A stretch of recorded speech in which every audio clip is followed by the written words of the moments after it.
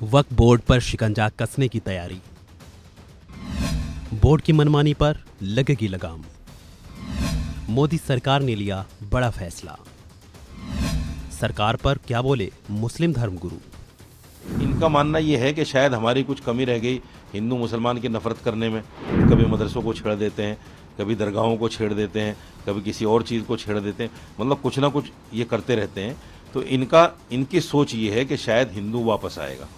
हर act में संशोधन हुआ है, ये कोई नई बात नहीं है कि वक्फ एक्ट में ही संशोधन हो रहा है।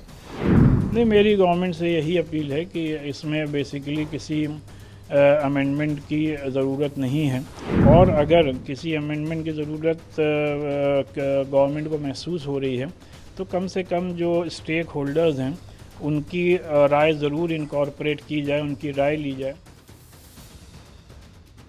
केंद्र की मोदी सरकार वक्फ बोर्ड की शक्तियों पर लगाम कसने की तैयारी में है। सरकार एक्ट में संशोधन कर कई बदलाव करने की फिराक में है, जिसके बाद वक्फ की मनमानी पर अंकुश लगने वाला है।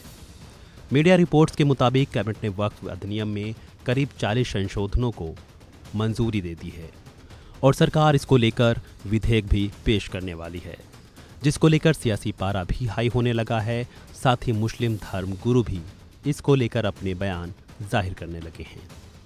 आखिर मुस्लिम धर्म गुरुओं का इसको लेकर क्या कहना है, इसे जानने से पहले थोड़ा एक्ट में होने वाले संशोधनों के बारे में जान लेते हैं। केंद्र सरकार संसद में संशोधन से जुड़ा जो विधेयक पेश करने की तैयारी में है, उसमें करीब 40 बदलावों को प्रस्ताव दिया गया है, लेकिन इनमें से कुछ अहम प्रस्ताव इस प्रकार हैं। विधेयक में वक्फ अधिनियम की धारा 9 और धारा 14 में संशोधन का प्रस्ताव। वक्फ बोर्ड की शक्तियों को सीमित करना, बोर्ड की संरचना में परिवर्तन का प्रस्ताव, निकायों में महिलाओं को प्रतिनिधित्व देने का प्रस्ताव, बोर्ड की ओर से भूमि को वक्फ की संपत्ति घोषित करने से पहले उसका सत्यापन सुनिश्चित किया जाना चाहिए। साथ ही राज्य वक्फ बोर्डों की ओर से दावा किए गए विवादित भूमि का नए सिरे से सत्यापन करने का प्रस्ताव। ये तो रही बात होने वाले कुछ प्रमुख बदलावों की। अब इसको लेकर मुस्लिम धर्म गुरुओं के बयान भी सुनिए। आखिर वो सरकार के इस फैसले पर क्या सोचते हैं, आखिर उनका क्या कुछ कहना है।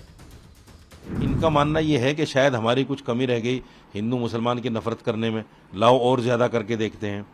जैसे कभी मदरसों को छेड़ देते हैं, कभी दरगाहों को छेड़ देते हैं, कभी किसी और चीज़ को छेड़ देते हैं, मतलब कुछ ना कुछ ये करते रहते हैं।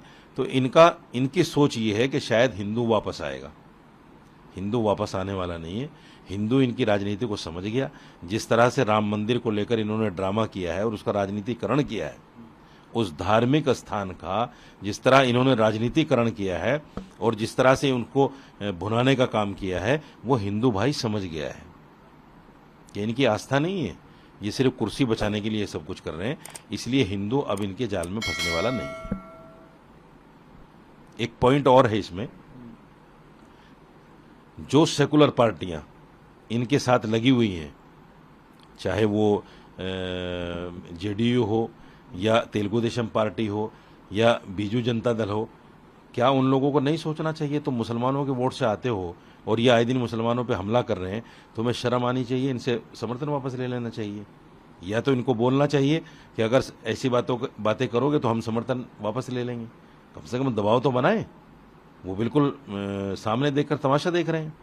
इसलिए मुसलमानों को ये भी सोचना पड़ेगा, उन सेक्युलर पार्टियों के लिए भी। देखिए, पहली बात तो ये है कि मैं ये समझता हूँ कि जो वक्फ के अंदर जो अमेंडमेंट हो रहा है, कल कैबिनेट की बैठक हुई है और अब कल संसद में इस पर प्रस्ताव आना है। अमेंडमेंट एक प्रक्रिया है जो समय समय पर होती रहती है। हर एक्ट में संशोधन हुआ है, ये कोई नई बात नहीं है कि वक्फ एक्ट में ही संशोधन हो रहा है। वक्फ एक्ट में भी बार बार संशोधन हुए हैं और ये एक प्रक्रिया है, समय के साथ, समय के अनुसार वो की जाती है। हाँ, इतना ज़रूर है कि वक्फ की जो मर्यादा है, जो लोग वक्फ करते हैं, दान करते हैं, चूँकि वक्फ माने जो दान किया हुआ है ईश्वर के नाम, जिसने जिस भाव से उसको दान किया है, उस ज़मीन को या किसी भी चीज़ को जो वक्फ हो जाती है, उसका भी ख्याल हमें रखना चाहिए कि उसकी वक्फ की जो मर्यादा है उसमें किसी तरह से भी उसको कोई नुकसान ना पहुँचे, इसका भी ख्याल रखना ज़रूरी है। देखिए, वक्फ प्रॉपर्टी जो भी मुसलमान वक्फ करता है या वक्फ ऑलरेडी की है, उसका बुनियादी मकसद ये होता है कि वो किसी न किसी चैरिटेबल पर्पस के लिए या जिस भी पर्पस के लिए वक्फ की गई है उसको उसी पर्पस के लिए इस्तेमाल किया जाए, जिसको कि वाक़िफ़ की मंशा कहते हैं। तो लिहाजा पूरे मुल्क में लाखों प्रॉपर्टीज़ हमारे बुज़ुर्गों ने इस मकसद के लिए वक्फ की है, जिसमें कि ज़्यादा जो प्रॉपर्टीज़ हैं, अराउंड आप कह सकते हैं मोर देन 60 to 70% प्रॉपर्टीज़ मसाजिद यानी मस्जिदें और कब्रिस्तानों और दरगाहों की शक्ल में हैं। और इसी के साथ साथ मुल्क में इन प्रॉपर्टीज़ को रेगुलेट करने के लिए 1995 का वक्फ एक्ट मौजूद है। फिर 2013 में गवर्नमेंट ने उसमें कुछ अमेंडमेंट्स किए और ये वक्फ बोर्ड मुल्क भर में अपना काम कर रहा है।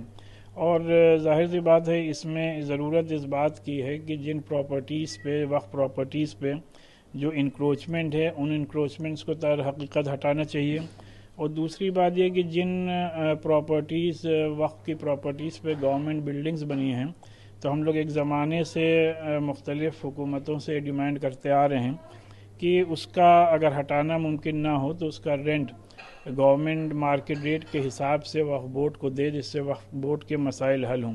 बहरहाल अभी गवर्नमेंट क्या इसमें अमेंडमेंट लाने जा रही है, इस बात को तो इल्म नहीं है, लेकिन जाहिर सी बात है, हम नहीं समझते कि इसमें किसी किस्म के कोई अमेंडमेंट की ज़रूरत थी। ऑलरेडी वक्फ बोर्ड्स पूरे मुल्क में अपना काम कर रहे हैं और ये properties as per Islamic law लोगों ने वक्फ की हुई हैं, तो लिहाजा जिस मकसद के लिए प्रॉपर्टीज़ वक्फ की गई हैं उसी मकसद के लिए ही इस्तेमाल होनी चाहिए। आप क्या अपील करना चाहिए? नहीं, मेरी गवर्नमेंट से यही अपील है कि इसमें बेसिकली किसी अमेंडमेंट की ज़रूरत नहीं है, और अगर किसी अमेंडमेंट की ज़रूरत गवर्नमेंट को महसूस हो रही है तो कम से कम जो स्टेक होल्डर्स हैं उनकी राय ज़रूर इनकॉर्पोरेट की जाए, उनकी राय ली जाए और इस सिलसिले में उसी के बाद कोई कदम उठाया जाए जिससे कि किसी को कोई ज़हमत, तकलीफ़ और शिकायत ना हो। इनका मानना ये है कि शायद हमारी कुछ कमी रह गई हिंदू मुसलमान की नफ़रत करने में। कभी मदरसों को छेड़ देते हैं, कभी दरगाहों को छेड़ देते हैं, कभी किसी और चीज़ को छेड़ देते हैं, मतलब कुछ ना कुछ ये करते रहते हैं। तो इनकी सोच ये है कि शायद हिंदू वापस आएगा। हर एक्ट में संशोधन हुआ है, ये कोई नई बात नहीं है कि वक्फ एक्ट में ही संशोधन हो रहा है। नहीं, मेरी गवर्नमेंट से यही अपील है कि इसमें बेसिकली किसी अमेंडमेंट की ज़रूरत नहीं है, और अगर किसी अमेंडमेंट की ज़रूरत गवर्नमेंट को महसूस हो रही है तो कम से कम जो स्टेक होल्डर्स हैं उनकी राय ज़रूर इनकॉर्पोरेट की जाए, उनकी राय ली जाए।